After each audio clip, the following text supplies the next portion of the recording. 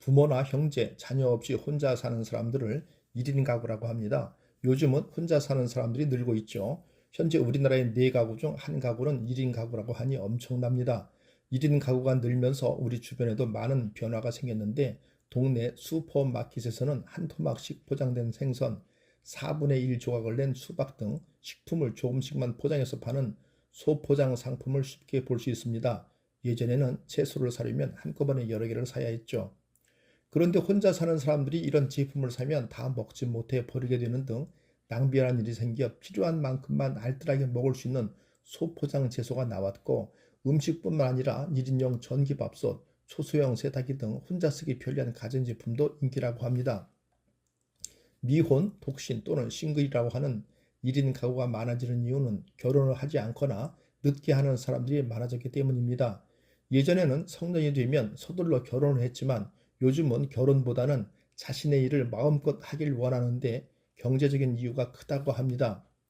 그러나 젊은 1인 가구뿐만 아니라 노인 1인 가구도 점점 늘어나고 있는데, 한 나라의 전체 인구에서 할아버지, 할머니들이 차지하는 비율이 높아지는 것을 고령화라고 합니다. 우리나라는 고령화가 빠르게 진행되는 국가 중 하나죠. 의학 기술이 발달하여 수명은 늘어났는데 할머니, 할아버지들을 돌볼 젊은 사람들은 부족합니다.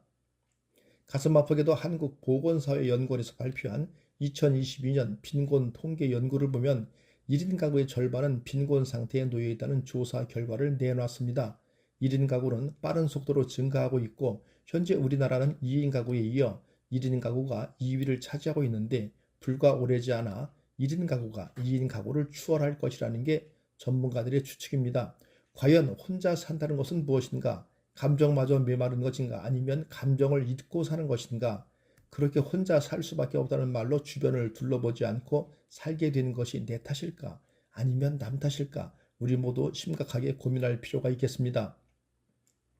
중국의 고전인 예기에서는 50세를 애, 60세를 키, 70세를 노, 80에서 90세를 모라고 했으며 모두 두 발의 변화 상태에 따라 노의 단계를 구분하고 있습니다.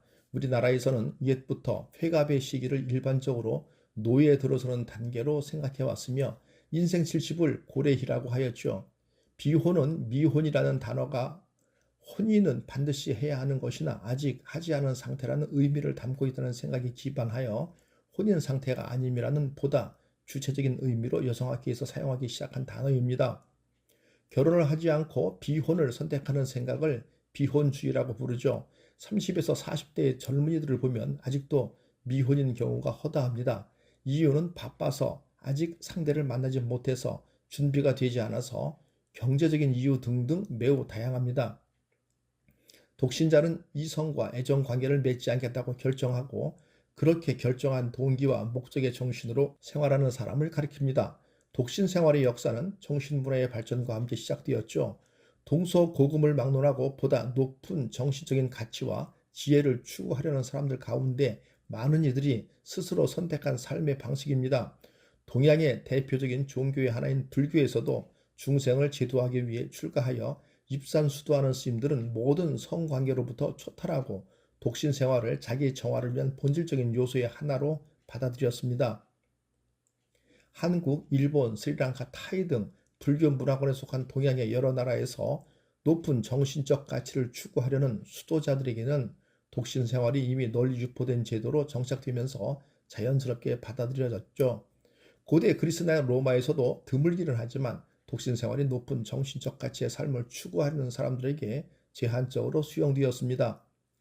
그러나 일반적인 독신 생활은 비정상적인 삶으로 간주되어 스파르타에서는 독신자는 시민권을 상실하였고 로마 제정 시대에는 부모로부터의 상속권을 박탈하기도 했습니다.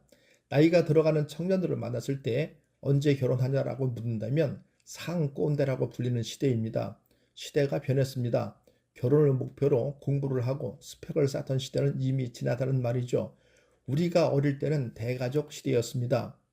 식사 때가 되면 3대가 온 상에 둘러앉아 이야기꽃을 피웠죠. 돌아보면 참으로 정겹고 행복한 시절이었습니다. 그래서인지 그런 줄 알았고 그렇게 살아야 하는 것으로 생각했지만 세상은 급변했습니다. 사람들은 바빠지기 시작했고요. 가족, 친구, 동료, 그보다 나를 더 소중히 여기는 흐름이 지배하게 된 것입니다. 사회적 배경도 있을 수 있지만 혼자 사는 것을 편하게 여기는 사람들이 있습니다. 나보다 일찍 결혼한 친구들이 행복하게 사는 모습을 보여주면 좋으련만 곁에서 보기에 부담스러울 정도로 힘들게 사는 부부를 보며 지레 결혼에 대한 겁을 먹고 있는지도 모릅니다. 물론 경제적인 이유도 깔려 있지만 말이죠.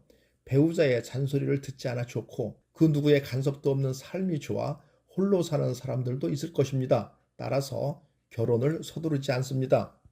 일찌감치 독립을 하여 홀로 사는 젊은이들이 늘어가고 있습니다. 황혼 이혼의 경우도 상대에 얽매여 살다가 자식들 모두 출가시키고 홀가분하게 자유를 누리고 싶어 선택하는 경우가 많죠. 젊든 늙든 남자든 여자든 자신에게 주어진 시간을 자기 뜻대로 마음껏 활용하고 싶은 욕망은 누구에게나 있나 봅니다. 우리는 과연 혼자서 살 수 있는 것일까?